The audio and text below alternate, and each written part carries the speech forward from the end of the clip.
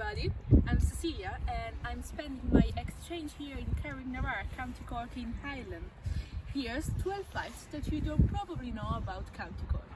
County Cork is the largest county in Ireland and it's also known as the Rebel County. And an interesting fact about it is that the people of the county consider Cork City as the real capital of Ireland and not Dublin at all.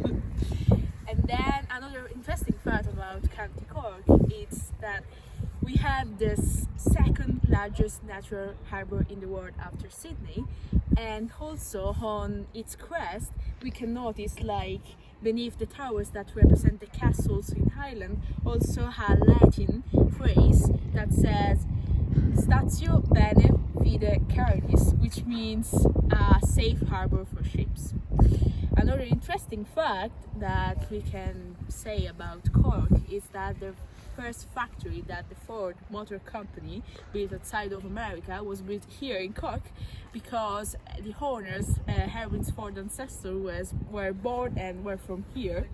And another fact is that the first potato that was ever planted in Ireland was here in Cork, was planted by Sir Walter Raleigh in Youghal, East Cork, Cork has the oldest yacht club in the world. I don't think that you know about it. And yeah, the Royal Yacht Club was founded in 1720. The Shandon area in the north side of Cork City was the main butter-making quarter in the whole island, and in fact, Cork was the home to the world's largest butter market. Here, as you can see, there's the butter museum. Still in the Shandon area in Cork City, there's the Church of St. Anne, which is famous for its tower, on which there are 4 clocks, each facing a different direction, so north, south, east and west. Still on the tower, there is a weather vane in the form of a salmon, representing the fishing of the River Lee, which is the river that flows through Cork City. The Dorsey Island cable car in the Beara Peninsula, along with being like the only cable car in Ireland, it's the only cable car in Europe that crosses open water.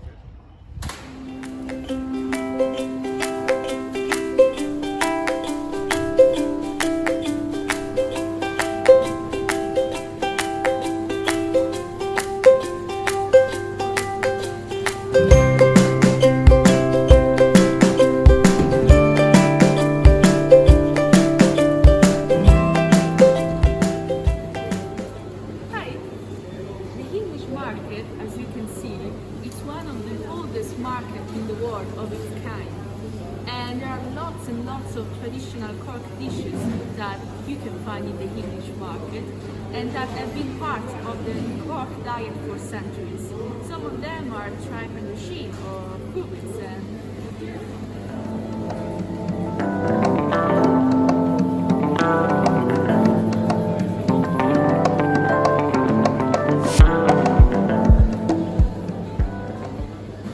Pig's head is a unique dish in Ireland. We used to have that long ago when we had nothing else to eat. We'd cook a pig's head and we'd leave it boil for about 5 or 6 hours, and then we'd leave it set on the table for maybe 2 days before we carve it. And then we'd have potatoes, turnips, whatever else went, we'd have it all on the table together. And then we done the best we could to extend it. And then the crew beans, what about those? The crew beans are not unique. They're pig's feet, aren't they? They are, yeah. Where we actually use his head, we use his feet as well. Right. And you'd have them with cabbage and You have them with the cabbage or turnip or turnip, whatever you want. This is the honeycomb part. Cow have 3 bellies. So he have the honeycomb, he have the ordinary one, and then his own one. It's like the lining of the bellies, really, you know. And that's the drisheen then, that's blood. The cow's blood is poured into the skin and boiled onto sperm. And there's like a cock delicacy. Where you get the tripe all over the world, you don't get the drisheen only in Cork. And then we cook this with onions, and we make a white sauce. So tripe onions and white sauce. It's a really hot traditional dish.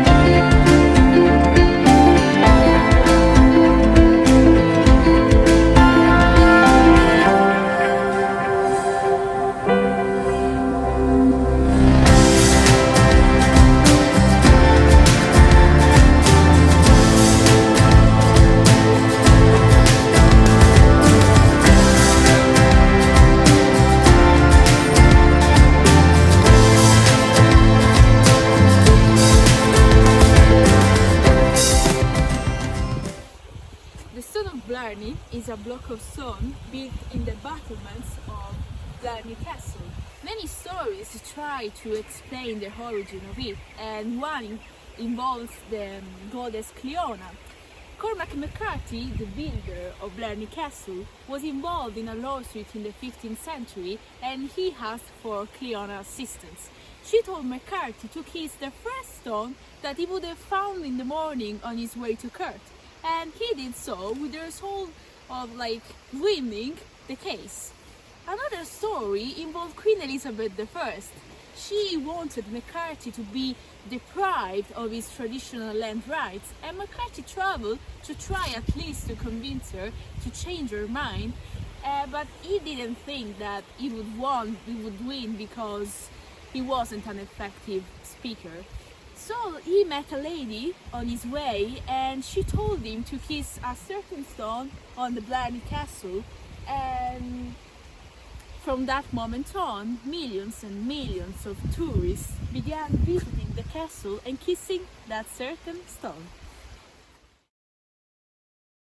Cobh, originally named Queenstown after the visit of Queen Victoria in 1849, was the last port of call for the Titanic before setting sail to New York in 1912. Still in Cobh there is St. Colman's Cathedral, known for its carillon, which with 49 bells is one of the largest in Europe.